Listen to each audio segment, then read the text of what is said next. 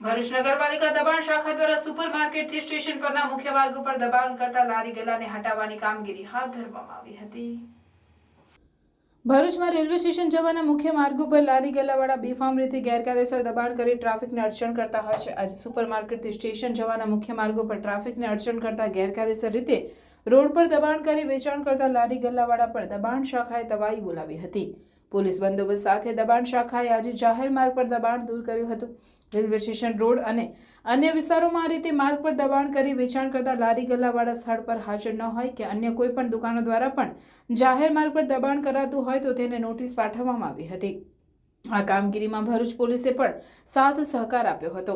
અહીં નોંધનીય છે કે ભરૂચ શહેર નાનો અને ગીચ વિસ્તાર ધરાવે છે, ઉપરાંત જાહેર માર્ગો ઘણી ખરી રીતે સાંકડા અને ગીચ છે, જેમાં લારી ગલ્લાના દબાણથી ટ્રાફિક જામની સ્થિતિ સર્જાતી રહે છે। આથી ભરૂચની દબાણ શાખા દ્વારા પોલીસને સાથે રાખી દબાણ હટાવવાની કામગીરી કરવામાં આવી હતી। આ જ રીતે સમયાંતરે આ કામગીરી હાથ ધરાય તે જરૂરી છે।